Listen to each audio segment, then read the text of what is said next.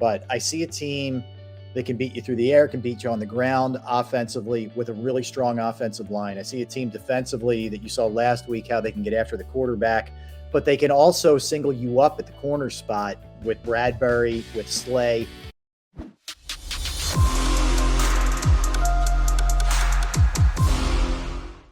The secret sauce in New England. And Jalen, Jeff McClain's article today in the Inquirer about long-term extension, I think you may have a guy here that may pull that page out of the Brady playbook, because Brady was never the highest paid guy in New England. That money went to O-linemen, Stephon Gilmore, Darrelle Revis, went to Vrabel, went to guys like Wes Welker and Edelman and Amendola. Made sure that O-linemen were all intact.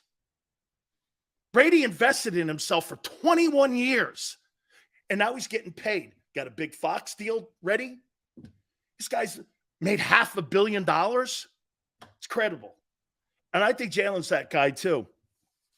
It's going to be interesting at the end of the year. I'll tell you, one of my favorite shows that I watch every single day is Sports Take. Rob Ellis, D. Gunn, and Barrett do such a great job. Rob comes on with us right now here, man. Rob, man, thank you so much for taking time, man. I'll tell you what, I watch you guys every day. I love what you guys are doing, man. You guys just kick it around. It's so fluid now, and you guys really, man, it really is a privilege and pleasure to watch your show. My pleasure, Dan. Thanks. I've followed your career, all your other stops, man, and it's great to be your lead-in, brother. Absolutely, man. It's really fun. We have such a great network here. All right, Rob, 3-0 start. Mm-hmm. We had Merrill on yesterday, and he goes, Dan, no, I'm not even going to try to do the imitation because I can't do it, okay? He's like, it's 3 games. Give me your assessment on what you've seen so far. I think they're a very complete team, Dan, and you're right. I mean, the one thing you can't account for is injuries, because that could change everything in a second. But I see a team that can beat you through the air, can beat you on the ground offensively with a really strong offensive line. I see a team defensively that you saw last week, how they can get after the quarterback, but they can also single you up at the corner spot with Bradbury, with Slay. That's a luxury not a lot of teams can do. You know that, which allows you guys to tee off up front. So if I had one nitpicking kind of issue, I would say they're not great special teams wise in terms of the return game. But that's a good nitpick. I mean, there's a lot of talent too. We were going through it today, and I'm looking at the NFC, and I see a lot of flawed teams. You know, the AFC is a better conference, and this thing's there for the taking. Dallas is not going away, despite what some Eagles fans might want to hear. You know, they're more than holding the fort without Dak, so they're good. And it's going to be a 2-horse race, but I don't see any killers here. I don't think Green Bay's a killer. I think Tampa's a killer. I really don't think the Rams are a killer. It's a wide open conference. Rob, do you want to see Devontae a little bit more back there in punt return? I'll tell you, if you start to get the ball in his hands, I could see a better version maybe of Djax. You do want to protect him because of his size, but he's gotten bigger this year. He's a bigger kid than he was a year ago, so he's put some weight on. But again, is this just going to be like a one-off, or you're going to see him occasionally back there? Or would you like to see him more?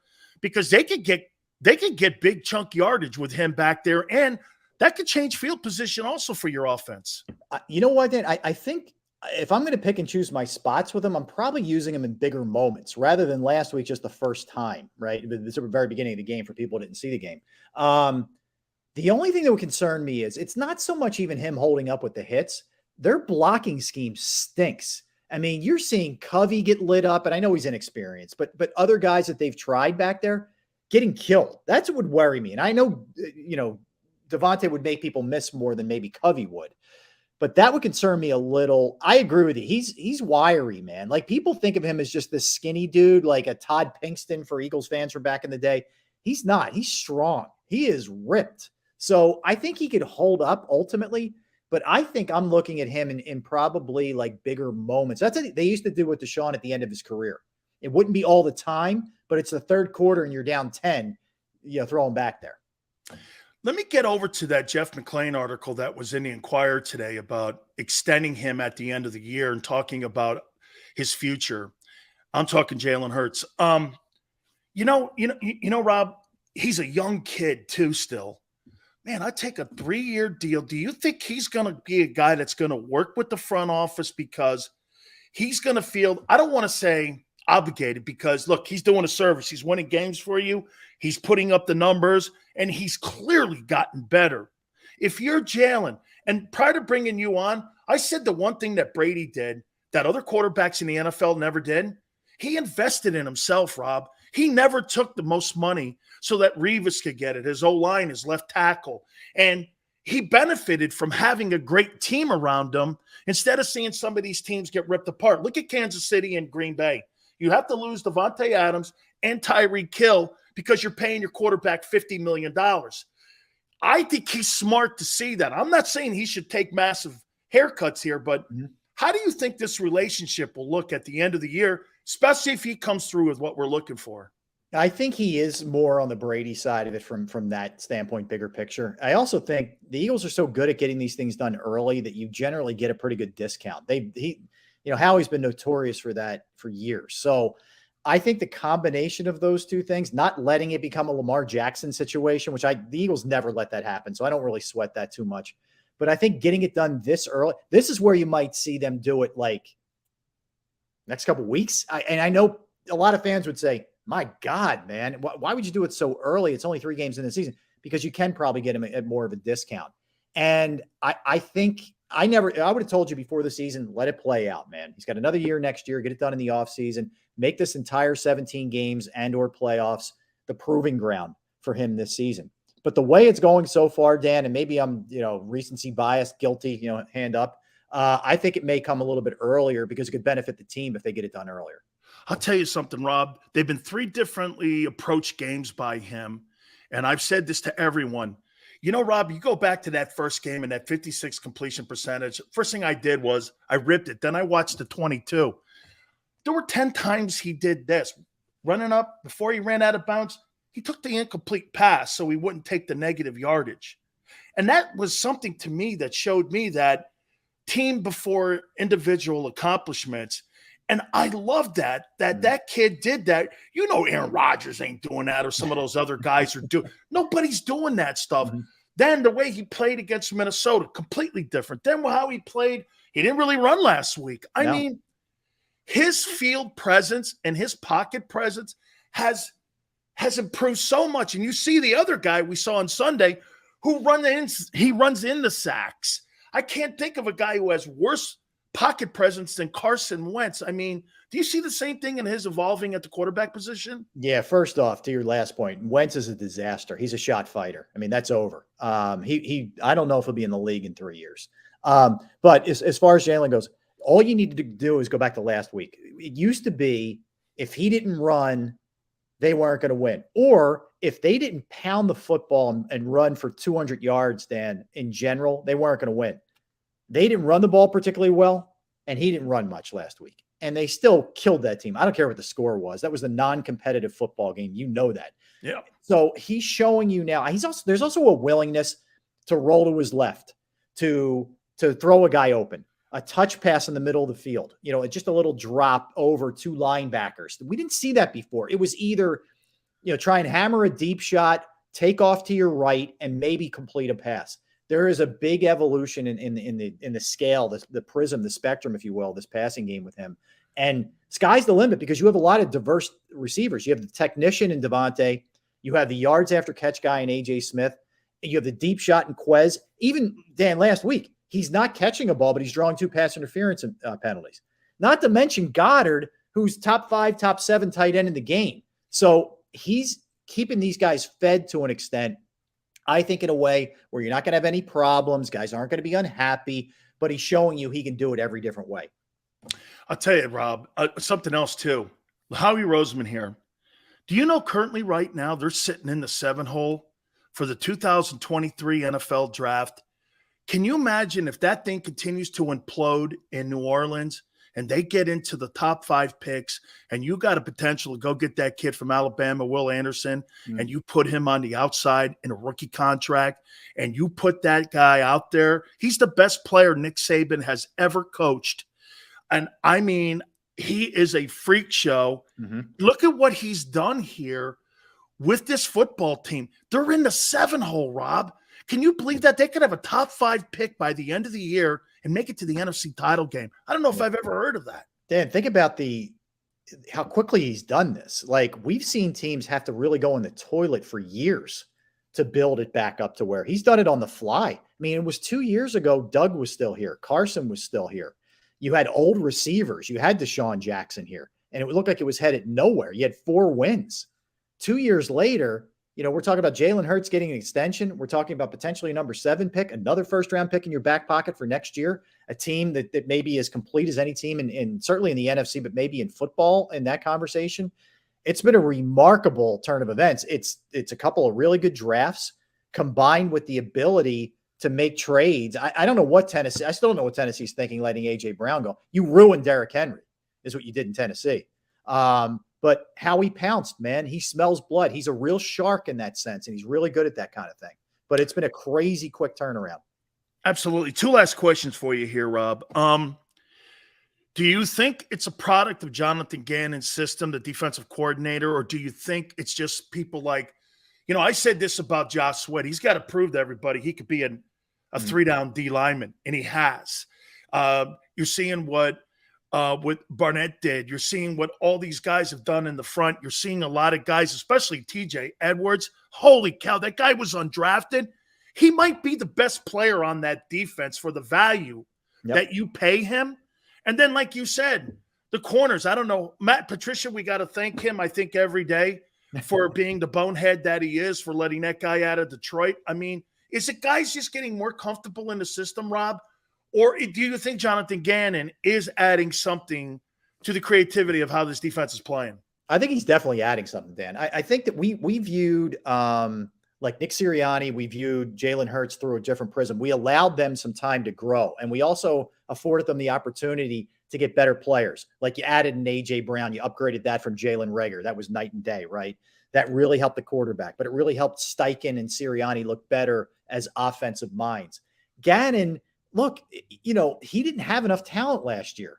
And when you add 5 pieces, and I'm including Jordan Davis in there, who gets significant time, it's going to take you a little while as a coach. And even the first game, it looked a little dicey, but you saw the difference in week 2 with Minnesota. You saw it last week with Washington. Look, this is going to be a good test with Jacksonville. I'm actually excited to see what it looks like, because Trevor Lawrence has been awesome, right? And their offense has some talent.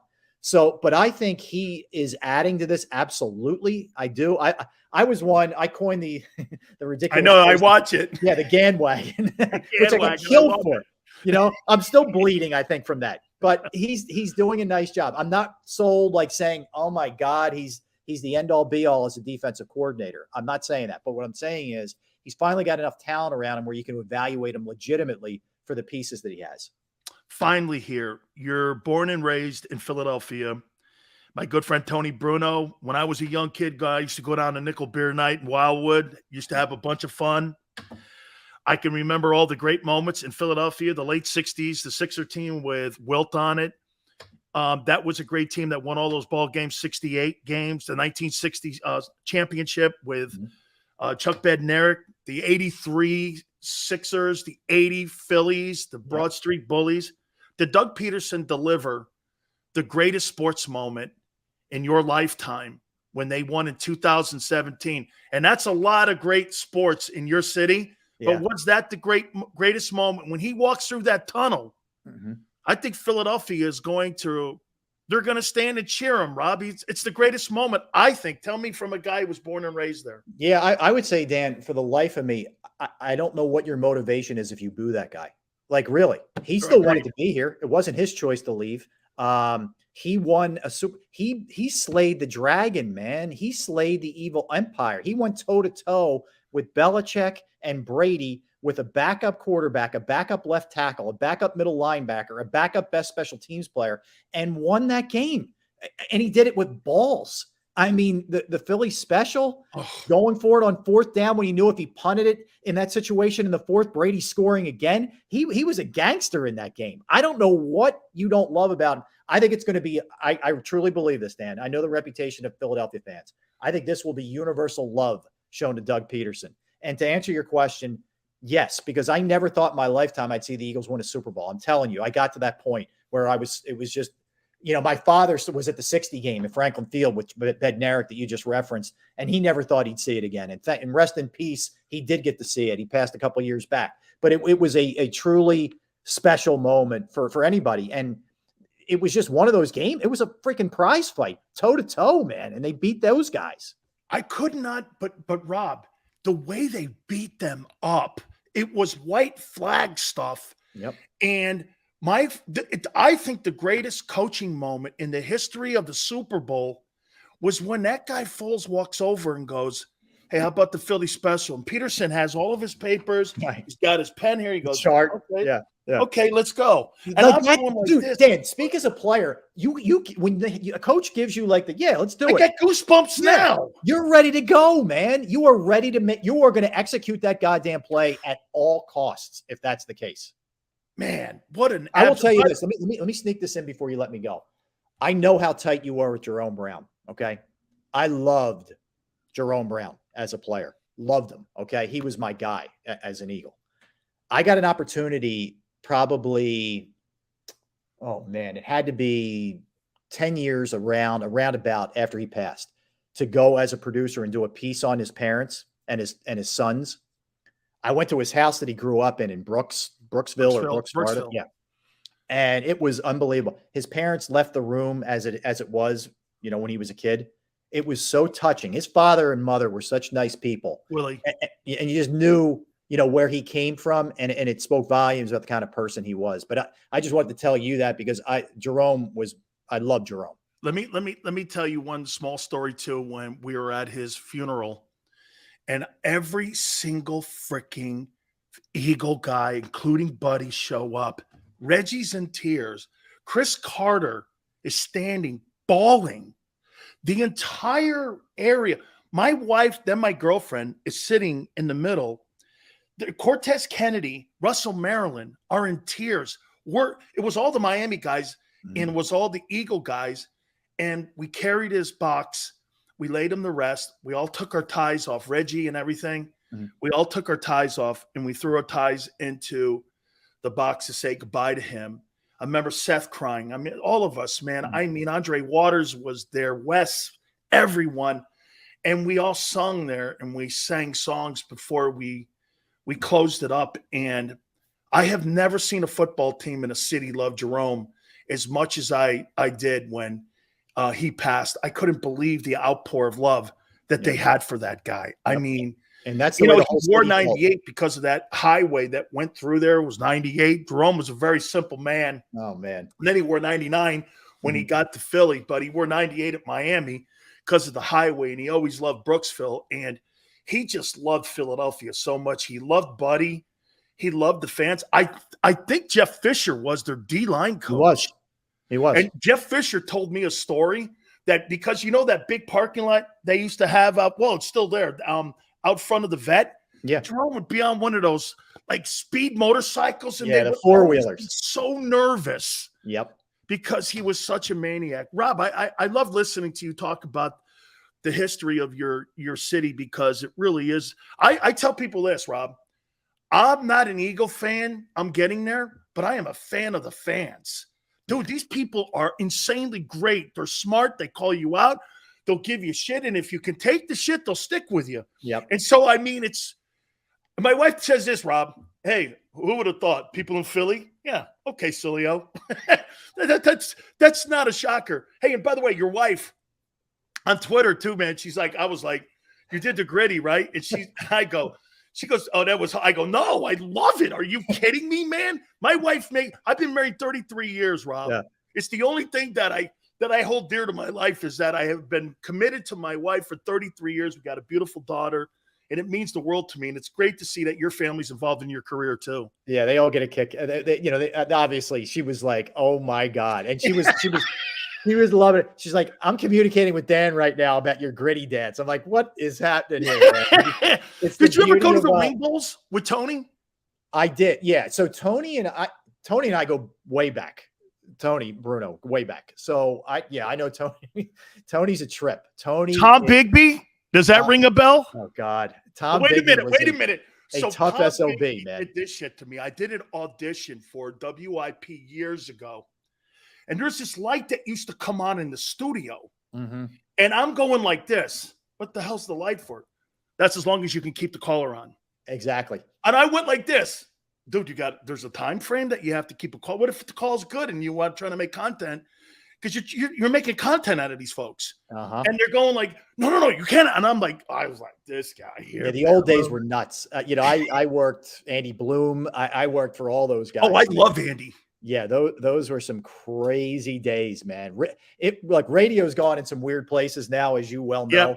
Yep. But back then, man, it was woo. There was some. I still talk to Andy, man. I mean, I like Andy, man. I mean, I really do. You're at a great station. You're at a great place with us here. We really appreciate it, Rob. Thank you so much for coming aboard. And hey, man, Dan, keep it cranking, man. I love being a part of the team, brother. Keep it up. Me too. Thank you so much, Thanks, Rob. Appreciate you doing this, man.